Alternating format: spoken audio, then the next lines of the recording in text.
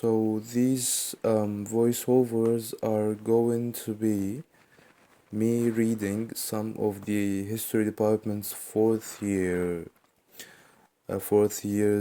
course textbooks and articles. The first article by Sherif A. Mardin, a Turkish historian, and the article is called Ideology and Religion in the Turkish Revolution. Much of the meaning we commonly attach to the term revolution grows out of our image of the French Revolution. The social upheavals we associate with the latter have been deeply etched in the history of thought by Taine's accounts of bloodshed and terror, and later generations have only broken the spell with difficulty. Behind these superficial impressions of anarchic mobs on the rampage lie the more basic truths of violent social and political change. These changes were not only violent but also fundamental. The French Revolution was a watershed in European history. A structure of legitimacy already undermined was now totally questioned. Privilege and its bearers, the nobility, were the structures that the revolution was intent on destroying. Bourgeoisie insubordination, peasant insurrection, and communal rioting were the forms protests assumed. To Alexis de Tocqueville, who looked back upon this wreckage and who attempted to understand in what ways the French Revolution had been more than an insurrection, a number of characteristics seemed crucial. The first was that a revolution was marked by violence rather than the degree of change.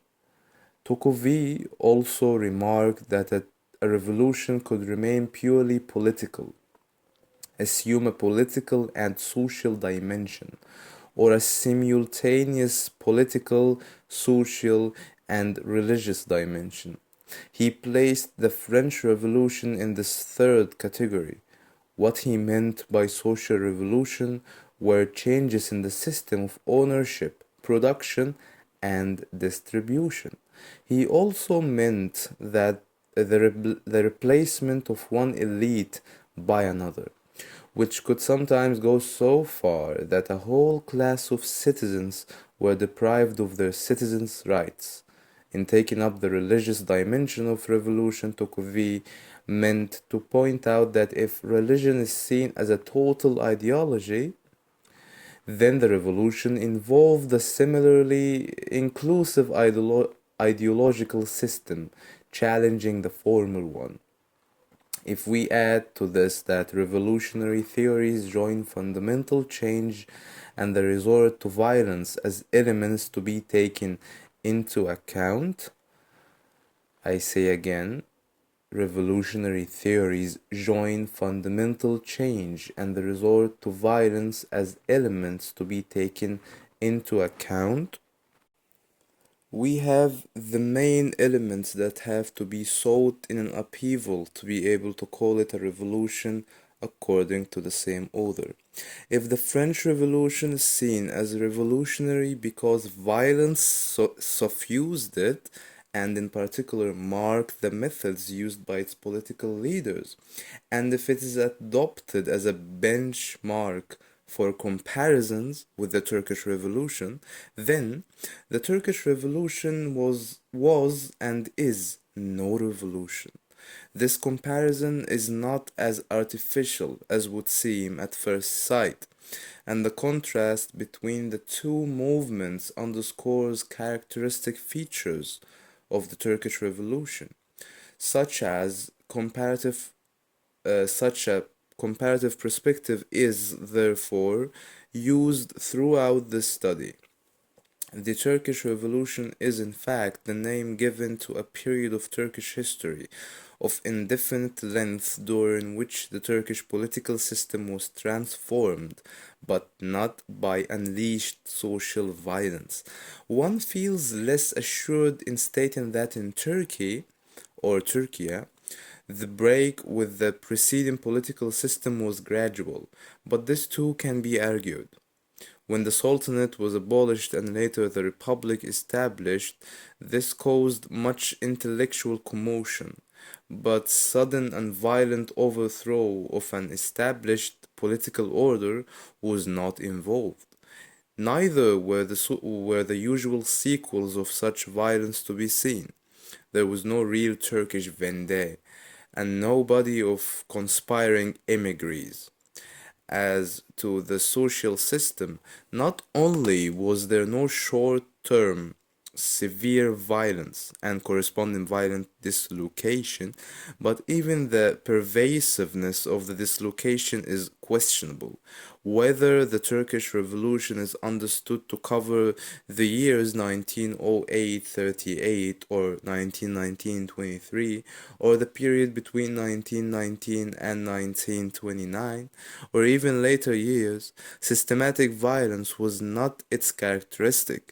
The revolutionary activities of the leaders of the Turkish Revolution were marked by controlled political intimidation rather than terror, and there were only a very few political executions during the entire process.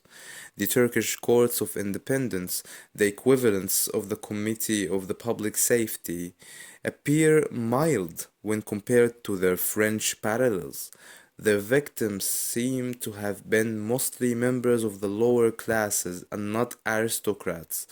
The Jacobin aspects of Republican policy, a term which has had some vogue in Turkey, are more misleading than illuminating, and there are definitely no Turkish Robespierres.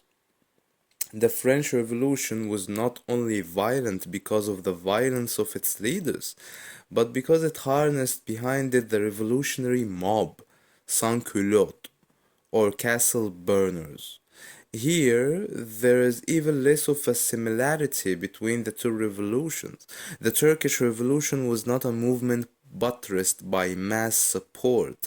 The Turkish War of Independence, which was the first stage of the Turkish Revolution, had much support from the lower classes insofar as it embodied resistance to a despised invader. The civil aims of the revolutionaries, for example, the political and social modernization of Turkey, however, were not paralleled by popular demands. The Turkish transformation did not originate in the thrust of the masses, even if a more skeptical view of a mass support is taken and mass participation is seen as the mobilization of the masses by the elites. Even then, the revolution cannot be characterized as a mass phenomenon. At any rate, there are no Turkish equivalents of the Triktosusus, watching justice being carried out, of castle burning, and of the revolutionary commune radicalizing the policy of the revolution. If we look at the French Revolution from the vantage points of the targets it attacked, then, too, there is no striking similarity with the Turkish Revolution. The upper stratum which the Turkish Revolution disestablished consisted first and foremost of the imperial dynasty. Another structure aimed at was the palace, the sultan's staff, but the extent to which the sultan had been shorn of his prerogatives already a decade before the instauration of the Republic has been extensively described by Halid Ziya Uşaklıgil in his memoirs. He shows that already in 1909 the palace as an institution was a ghost, a myth, only kept alive by Sultan Abdulhamid II, or Abdul Hamid II, personal idiosyncrasies. Sultan Hamid used it as a center for administration and communication and as a convenient peg for sinecures. His successor, Sultan Mehmed V Rashad, collaborated with the Young Turks in disengaging the palace from politics. Sultan Wahidin tried to re-establish his influence after World War I, but he was working with an institution that had been emptied by politics. As to the Turkish equivalent of battles with the nobility, of virulent attacks on holders of feudal privileges, and heartless rent squeezers who ransacked family archives to reimpose long forgotten dues on their peasant dependents, here the picture becomes totally unfamiliar. A parallel to the French onslaught against the privileged exists only in a much looser context. If the French Revolution is seen as the thrust of an emerging elite who had been excluded from the privileges of the nobility, then leaders in the Turkish Revolution had comparable grievances. But in Turkey, the struggle was an intra bureaucratic one of much narrower scope, except for a small cone on top of the hierarchical pyramid. Not much of an adjustment of class relations was involved. At most, it was a new generation of bureaucrats who were replacing an older one. This dynamic is intelligible only in terms of the meaning of class for Turkish society. If social classes are social formations which crystallize around economic interests ultimately shaped by the market situation, then social classes were very embryonic and scattered in Turkey. The groups that had the greatest weight in determining policy in the Ottoman Empire were those who, in some form or other, were integrated in the political structure. The form of this integration and the extent to which economic formations acquired autonomy in Ottoman society varied markedly in the centuries that preceded the establishment of the Republic.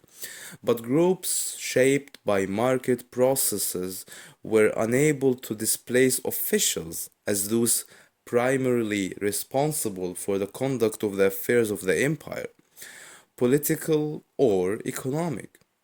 At its inception, the Ottoman Empire had been a patrimonial structure, with the Sultan as supreme arbiter, while his personal staff was in charge of the administration of the empire.